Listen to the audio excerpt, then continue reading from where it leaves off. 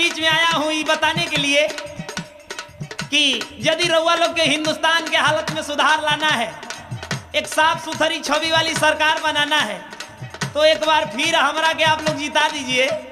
हम रउआ लोग से वादा करते हैं कि हम बहुत कुछ करके दिखा देंगे। ए नेताजी, हाँ बोलो। का करबा?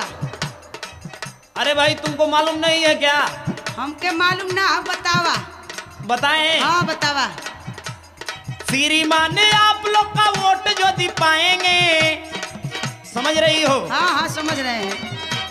श्रीमान ने आप लोग का वोट जो दी पाएंगे, केहू जो मन किया नहीं कर के दिखाएंगे। अच्छा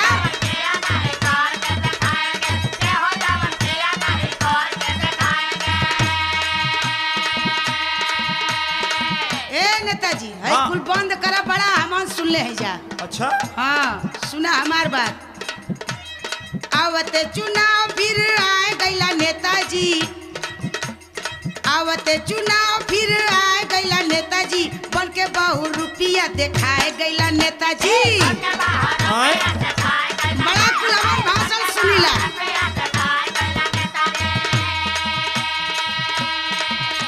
तो ये भाई हम नेता हैं, चुनाव में नहीं आएंगे तो का रोज ढाएंगे?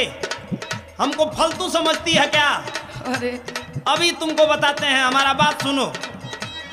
बक बक बोलो मत, विचार सुनो मोरा।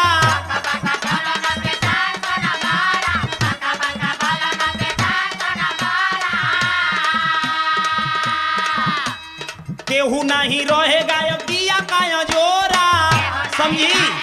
समझत है थोड़ा बहुत।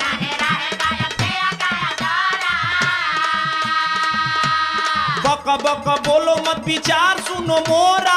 केहू नहीं रहेगा अब दिया का जोरा।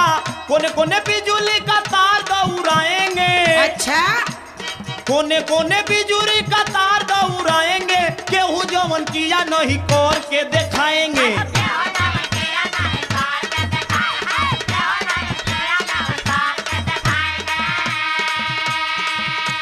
सुना सुना हमार बात सुना। बड़ा बक बक करत हुआ कबेले। जीत गईला जहिया तू पाए गईला कुर्सी,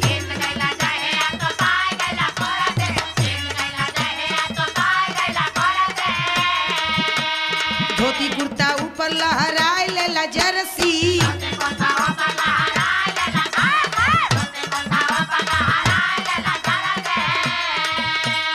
योजना का पैसा कुल खाए गईला नेताजी, योजना का पैसा कुल खाए गईला नेताजी, बन के बहु रुपया दिखाए गईला नेताजी।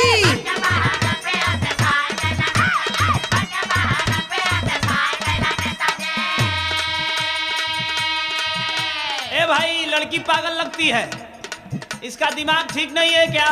हम पागल लौकत हई? उल्टा सीधा इल्जाम हमारा पर लगाती हो।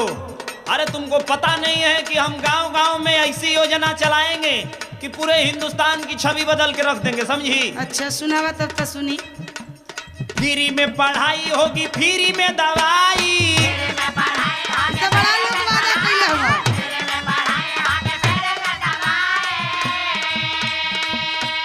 गावे गावे रोड चक्कर रोड बन जाई। अरे हमारा रोड बड़ा बिगड़ गया, कभी बनवा देता नेताजी।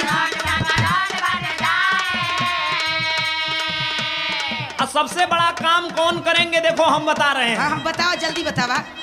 वृद्धा पेंशन बुढ़ा और बुढ़ी को दिलाएंगे। ये काम तो पहले करिहा। समझ रही हो ना? हाँ, हाँ। अब तुमको लग रहा है कि तुम लाइन पे आ रही लगा हो। तो कुछ काम करबा। वृद्धा पेंशन बुढ़ा और बुढ़ी को दिलाएंगे, केहू जवन किया नहीं कर के दिखाएंगे।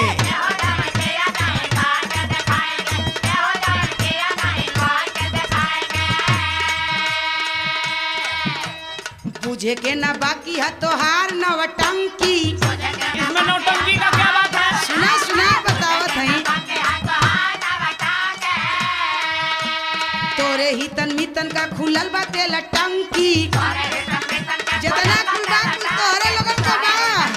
बोलना बंद करो, तुमको भी खोलवा देंगे। आ शहर शहर बंगला लिखाए लेला नेताजी, शहर शहर बंगला लिखाए बैला नेताजी, बन के बहु रुपया दिखाए गैला नेताजी।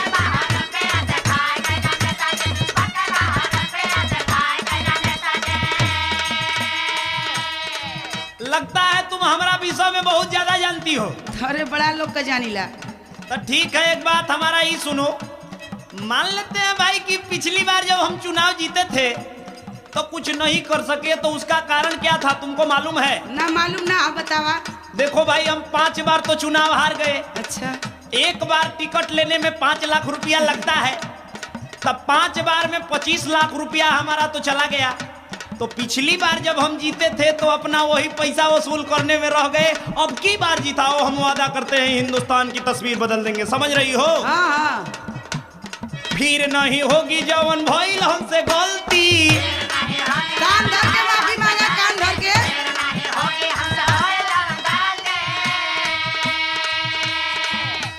का करे सरकारे जब मार दिया पलटी, हमरा कोनो दोष नहीं है।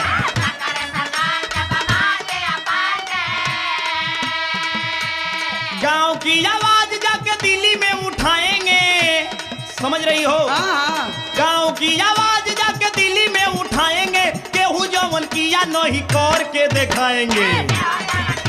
अरे हमरे बात समझ में कुछ आवत ना आवे मल भैया।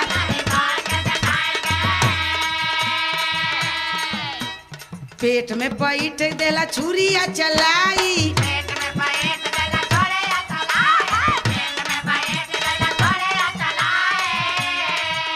आ 3 पुह तोहरा बैठले अब खाई। जुटवले रहा। जनता के लूट के अघाए गईला नेताजी। ये बात एकदम गलत है। जनता के लूट के अघाए गईला नेताजी, बन के बहुत रुपया दिखाए गईला नेताजी। पूरा सरिया सामने आ जाई। केहू जवन किया नहीं करके दिखाएंगे। बन के बहुत रुपया दिखाए गईला नेताजी। केहू जवन किया नहीं करके